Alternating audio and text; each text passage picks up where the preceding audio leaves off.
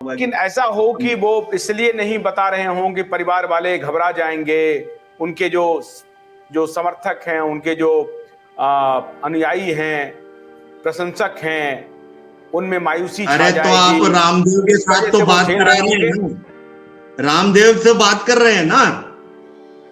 वो भी जब हमें बाद में पता लगा कि ये बीच में क्लैश चल रहा था, ये बीच में अचानक ये लोग कौन आ गए।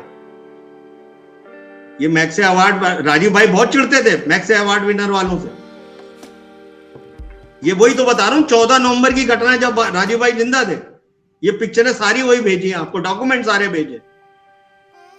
ये 14 दिन का जो राजीव भाई के साथ क्लैश चला है, जो कि भैया ये कौन आ गए भारत स्वाभिमान में, घुसने नहीं दूंगा। राजीव भाई शायद यही बोल रहे होंगे कि मेरे जो जिस वजह से हम पूरे देश में इकट्ठा कर रहे हैं, ये अचानक कौन लोग आ गए मैक्से अवार्ड में, मैं घुसने नहीं दूंगा भारत स्वाभिमान के अंदर।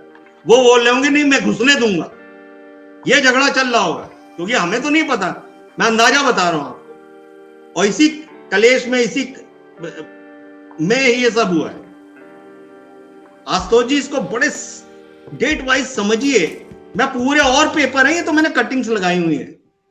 ये जो सारे डॉक्यूमेंट भेजूंगा ना सिस्टमेटिक, ये पर डे के हिसाब से हुआ क्या क्या।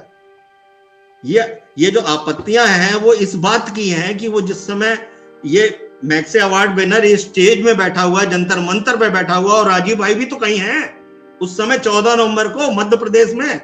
तो उनको एलर्जी नहीं हो रही होगी कि मैं यहां पे हूं और यहां रामदेव बुला रहा है, और ऊपर लिखा हुआ भारत स्वाभिमान ट्रस्ट। तो ये क्लैश थी। तो आपको ये लग रहा है पीतांबर जी कि रामदेव ने एक प्रकार से दूध की मक्खी की तरह उनको बाहर निकाल के फेंक दिया और इधर मैक्से से गैंग से साठगांठ कर ली, आप ये कह रहे हैं?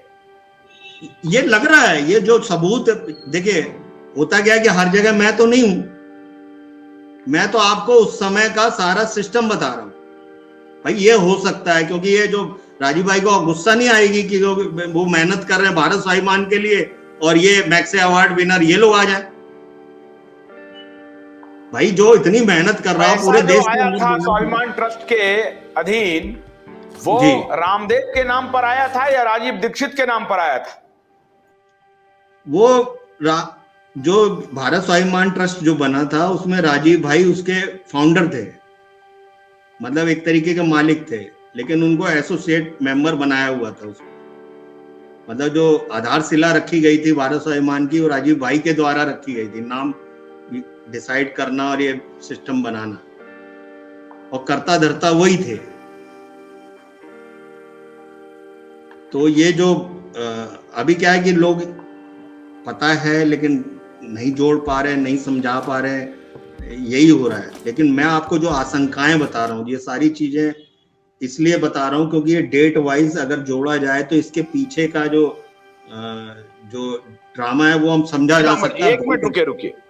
देखिए, कोई व्यक्ति कैसे सक्सेस करता है, उसके पीछे एक कहानी होती है और उस कहानी की कड़ी होती है जी। अगर कोई सक्सेस पाता है तो उसकी एक कड़ी होती है, उस कड़ी से जिसको आप फिर सौभाग्य में बदल देते हैं, भाग्य में बदल देते हैं, जो कुछ भी आप कह लें। रामदेव 2010 के पहले कहां थे और राजीव दीक्षित क्या कर रहे थे, इस दोनों के बारे में जरा बताइए दर्शकों को। 2010 से पहले तो राजीव भाई वही तैयारी कर रहे थे जो व्यवस्था परिवर्तन की। उन्होंने अपने जीवन का ध्येय बना रखा था कि मैंने तो रास्ता चुन लिया है ये इस देश की व्यवस्था पर परिवर्तन करने का, और मेरे साथ जितने लोग आ सकते हों, और यही शर्तों पे भारत स्वाभिमान बनाया गया। और इसी सिस्टम पे हम लोग दिन रात काम कर रहे थे। इसी सिस्टम को हम लोगों ने टीवी के अंदर लाने के लिए प्रेशर डाला कि राजीव भाई को लाओ, और यही प्रेशर से जितनी भारत स्वाभिमान के अंदर लगातार मीटिंगें हुई हर स्टेट की, हर स्टेट से 5-5, 10-10 हजार लोग वहां 5-5, 6-6 गाड़ियों में भर के वहां आते थे, और डेली राजीव भाई का प्रवचन चलता था। वो सारे वीडियोस आप देखते हैं, और वो सारी तैयारी हुई, सारे लोग जुड़े, पूरा देश जाग गया, और अचानक ये लोग आ गए। मैं ये बात कर रहा हूं आपसे, ये 14 नवंबर को ये अचानक आ गए, ट्विस्ट कर गए। जब राजीव भाई जिंदा है उस समय, तो आप सोचिए क्या हालत हो रही होगी राजीव भाई के दिल की। उस समय हालत सोचिए क्या हो रही होगी कि वो उनकी सारी मेहनत पे ये अचानक ये लोग आ जाए, और वही लोग आ जाए जिनसे राजीव भाई चिढ़ते थे।